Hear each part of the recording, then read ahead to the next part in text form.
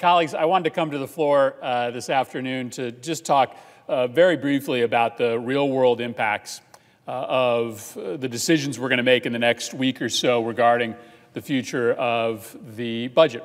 And to really implore my Republican colleagues here, most especially Republican leadership, to get this job done and not put us on another continuing resolution. Because this isn't a theoretical or rhetorical exercise. This is about people's lives. And our failure to do our job, our failure to pass a budget and to extend life-saving programs like the Children's Health Care Insurance Program, it's not about politics, it's not about headlines, it's not about point scoring, it's about making people's lives better. And so I just want to really share with you 3 stories from Connecticut. To talk about the impact of the decisions that we're going to make with respect to the federal budget. Let me first talk about this often esoteric sounding concept of parity. One of the most important things that we are discussing is how much additional dollars are going to be in the budget for 2017 and 2018 versus the prior fiscal year. There seems to be, fairly widespread agreement that we are under-resourced when it comes to the Department of Defense. We've got a multitude of kinetic challenges that are presented to the United States. A group of us just got briefed once again today by our military leadership on the scope and extent of the North Korean threat. I agree with many of my Republican colleagues that we need to increase funding for national security. But national security is not just housed in the Department of Defense. National security is also about making sure that our families are secure, that our communities are secure. And so we believe that we should increase funding for the Department of Defense, but we should also make sure that our schools have teachers. We should also make sure that we have cops on the street. We should also make sure that our bridges aren't falling down. That's national security as well. And it's not too much to ask to make sure that our security is taken care of internationally and domestically as well. And let me give you a perfect example of how you can't just plus up defense spending and leave the rest of the budget unattended to. Okay, we love defense spending in Connecticut. Why? Because we make a lot of big-ticket items for the Department of Defense. We make the helicopters at Sikorsky, we make the jet engines at Pratt & Whitney, and we make the submarines at Electric Boat, and we're proud of all of that. But let me tell you what happens at Electric Boat if you plus up the Defense Department at the expense of all of the other discretionary accounts.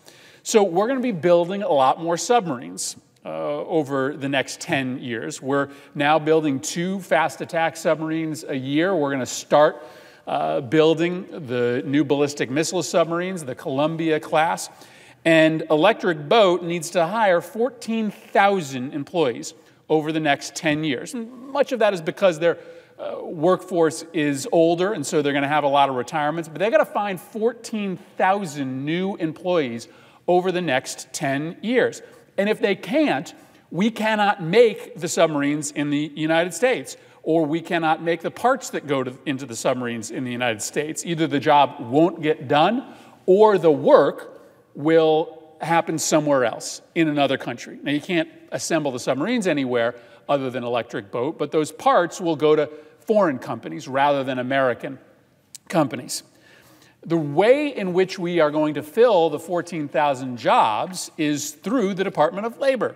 So the Department of Labor has a partnership with an organization called the Eastern Connecticut Manufacturing Pipeline. That is a public-private partnership that seeks to train hundreds of individuals in the skills necessary to build the submarines.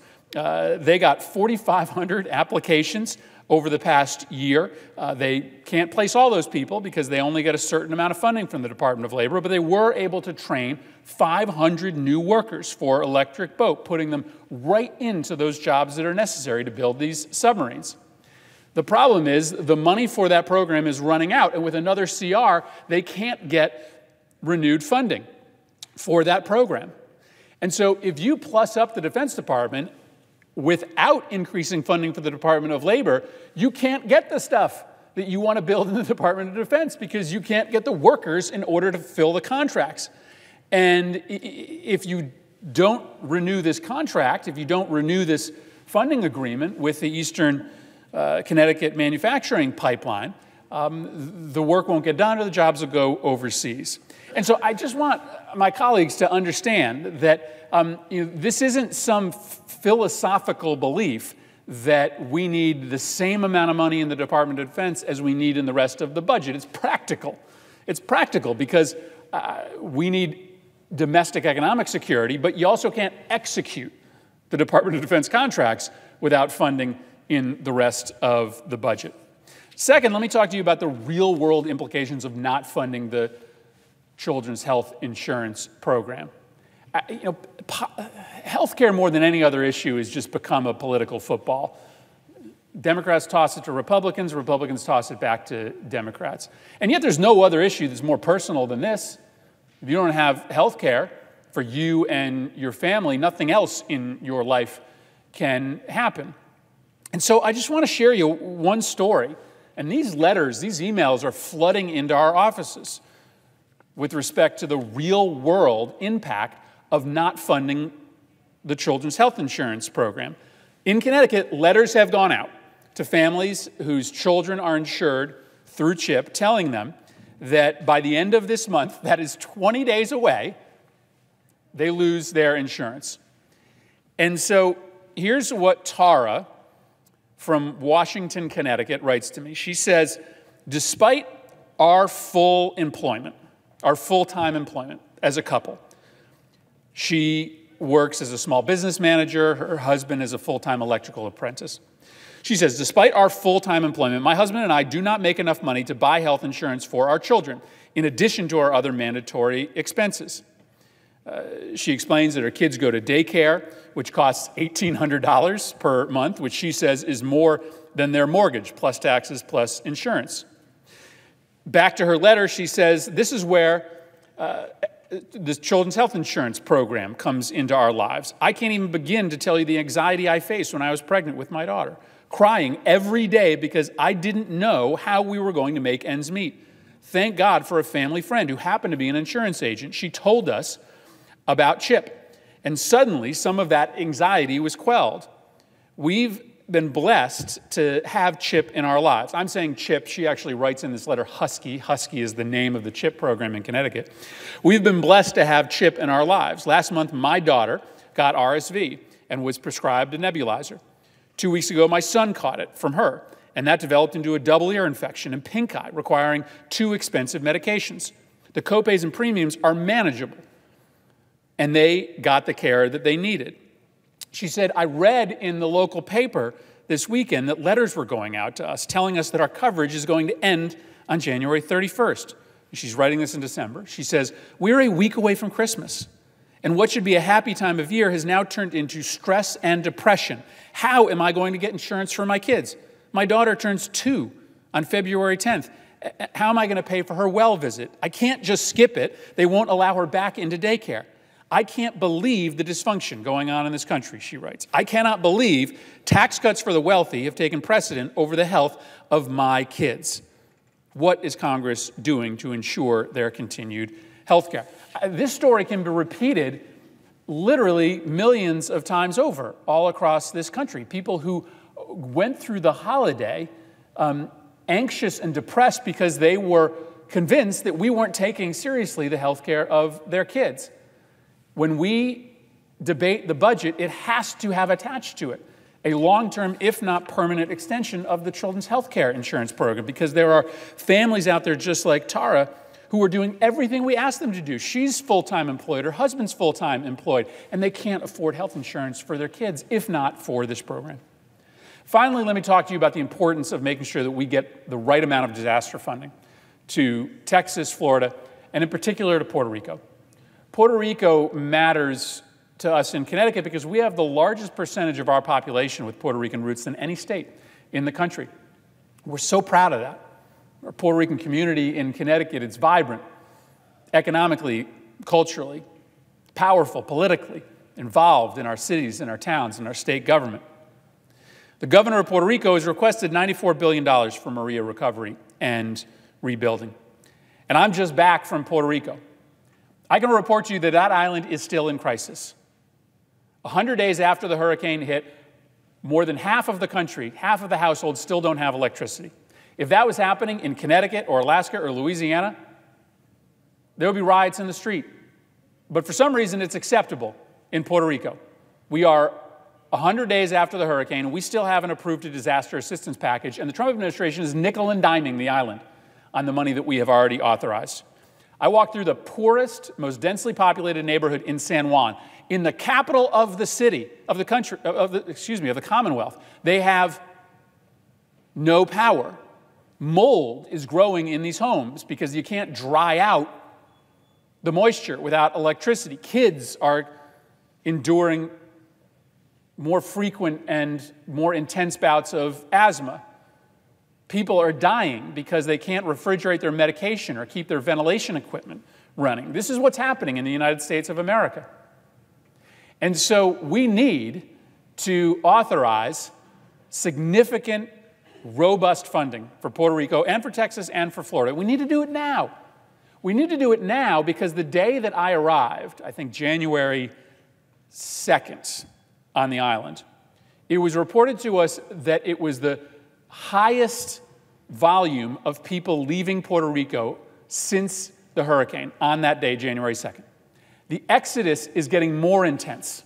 More people are leaving, not less. Why? Because they don't think that we are committed to rebuilding the island. Puerto Ricans don't think that Congress is serious about putting back on the electricity. So they waited a month, they waited 2 months, they waited 3 months, and then they said, enough. We can't put our kids in these conditions. And they started leaving in record numbers. They were leaving right off the bat, but they are now leaving in record numbers. And while most of them are coming to places like Florida, many of them are coming to Connecticut. Why? Because when they make that move, they often go first to stay with friends. And because we have such a compassionate, large Puerto Rican community in Connecticut, many of these families are coming to Connecticut. And so let me just give you a couple of the numbers here. We've asked our school systems to try to keep rough track of how many new Puerto Rican students are showing up. Now, our cities are small in Connecticut, right? We don't have a city that's much bigger than 100,000. And so in Hartford, they have 388 new Puerto Rican students. New meaning have come since the hurricane from the island. Waterbury, Connecticut has 268. New Britain, a really small city, has 213. Bridgeport has 179. And these are kids that they're glad to have shelter and schooling in Connecticut, but they don't want to be in Connecticut. They came under duress. They came to Connecticut as refugees. They want to be back in Puerto Rico. And the stress that it's putting on our schools is serious. We're in a budget crisis in Connecticut. Schools have already had their funding cut from Hartford. And yet these schools are now having to staff up to deal with this influx of students from Puerto Rico. We're glad to do it, right? We see it as our obligation, and we know that these kids will be part of Connecticut's strength. But it's not easy to do when we haven't authorized any money to help states like Connecticut deal with this influx of students. At McDonough Middle School in Hartford, these kids are thriving, but they have had to set up a new immersion lab to handle all of these kids coming in. They've had to hire new staff to teach English as a second language. And these are schools that already were seeing their funding hemorrhage from the state government. The impact is real on McDonough Middle School. The impact is real on Tara and her family from Washington. The impact is real for an important supplier in our industrial base, Electric Boat. And if we just continue to push CR after CR, these families, these schools, and these companies will not succeed. This isn't about political headlines. This isn't about numbers on a page. This is about real-world impact for businesses, for families, and for schools. So let's get the job done. Let's write a budget.